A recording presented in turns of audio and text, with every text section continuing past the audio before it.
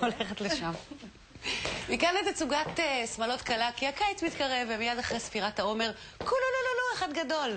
אז פעם הקלות לבשו לבן כדי לסמל בתוליות, ובכך נראה שהגיע הזמן לעדכן את התוכנות ואת הצבעים. איתנו דורה בבג'אני, שלום לך. שלום. את מעצבת שמלות פנינת הקלה, נכון? נכון. הלבן פחות פופולרי היום? כן, פחות פופולרי. יותר מעדיפים גוונים אחרים כבר. איזה גוונים? הבאתי לדוגמה צבע פודרה, שזה אלו דגמים... איזה יופי של סמלה, כן, מקסים. מבדים סגנון אנטיקה. כן. הכל היום רטרו. ושמלות מאוד נוחות. יש להקדיש שאין כבר שמלות לחוצות פחות קצפות? פחות קצפות. פחות קצפות? כן. ואני רואה שהגב פתוח מאוד. פתוח, כן. וקלות מאוד אוהבות, והן מאוד נראות בזה יפהפיות. נסיכות. נסיכות. כן. פשוט תאווה לעיניים לראות אותן כל כך מדהימות ויפות. אבל צריך איזשהם נתונים בסיסיים בשביל ללבוש שמלה כזאת? כמובן, כמובן. קלה שנכנסת אלינו לסטודיו, אנחנו יושבים איתה איזה 10 דקות לייעוץ, משוחחים איתה, מה החלום שלה, מה הייתה רוצה לראות את עצמה באיזה שמלת קלה. וכמובן מתחילים לראות את הדף אחרי דף, תמונה אחרי תמונה, ולראות מה מעניין אותה. דורה, עוד דוגמה, תראי לי. יש כאן שמלה נראית צנועה. כן, היום יש נטייה קצת לחסות, נכון? עם שרוולים. וזה מאוד יפה. זה מאוד יפה. גם בעיניי. עכשיו, החלק הזה הוא נשלף. החלק הזה? כן. ואז למטה נשארת שמלה יותר חשופה, יותר לריקודים. ואז יש תחושה של שתי שמלות. תחושה של שתי שמלות. כן. וגם הקלה נראית עם שובלים מאוד ארוכים היום, וטרנדים חדשים. זה טרנד קיצי, או שזה התחרה והבדי, או שזה טוב לכל השנה? משום מה בארץ אין את החורף קיץ. אין לנו את זה, והקלות קיציות וחורפיות לובשות אותם השמלות.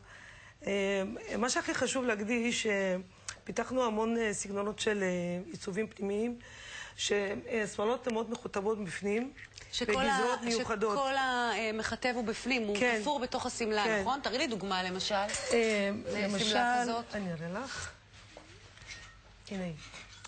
זו שמלה, יש לה עוד חצאית לכניסה, כאילו.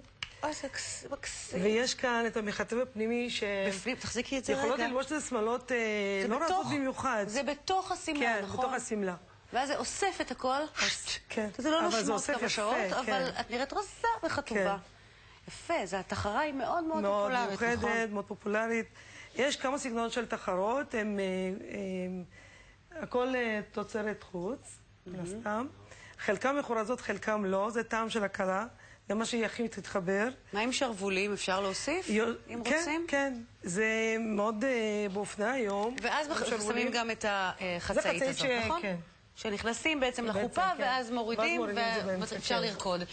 והנה קלה נכנסת, לבושה, בחורה שלבושה בשמלת קלה. זאת עינב. העינב היפה. גם כן, השילוב של תחרה. השילוב של תחרה מחורזת. זו שמלה מאוד חתיכית, עם שובל.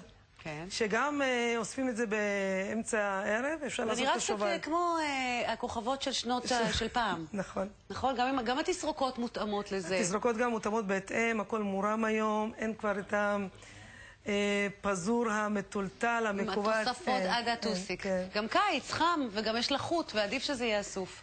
הנה עוד דוגמה לשמלת קלה. זאת רוני, היא לובשת שמלה וינטג'ית מהממת. נכון. וגם בלבן. כי עדיין יש את האימהות, וככה, אלו שהן רוצות, אז יש את זה. במקרה הזה, השרוולים האלה נשלפים, אחרי חופה, בשביל הריקוד, אז אנחנו, כן, מורידים את ה... יפה, לתוספות. השנה עשינו דברים מאוד מעניינים אצלנו בסטודיו. הסטודיו, אנחנו עובדים מזה 21 שנה, מאוד ותיקים. עד 120. ותודה. ואנחנו בוטיק, סוג של בוטיק. מי שמגלה אותנו כזה בשקט, פתאום מגלה עולם לא. יש לך איזה טיפ לקלות שבאות עכשיו לקראת החתונה, עכשיו עוד מעט אוטוטו אחרי ספירת העומר מתחילות... בהחלט. משהו ראשון שצריך לחשוב עליו? בהחלט. צריכה להיות מודעת לגוף שלה, לעצמה. היום באינטרנט יש המון עיצובים מהממים ויפהפיים. צריכה להיכנס, שיעורי בית, לחלום על שמלה שהיא אוהבת, ולבוא עם זה למעצבת. ולבוא עם משהו מגובש, כאילו שהיא יודעת שהיא רוצה. גם שהיא לא מגובש. כן. לבוא אלינו ולהקשיב גם למעצבות, לראות מה יש ניסיון, כן. תודה, יקירתי. תודה רבה לך. באמת, שיהיה במזל. תודה רבה, שתי יפיפיות. תודה רבה. רציתי רק להגיד תודה רבה לטירן חמצני על איפור בשיער. תודה רבה. תודה רבה, דורה. תודה.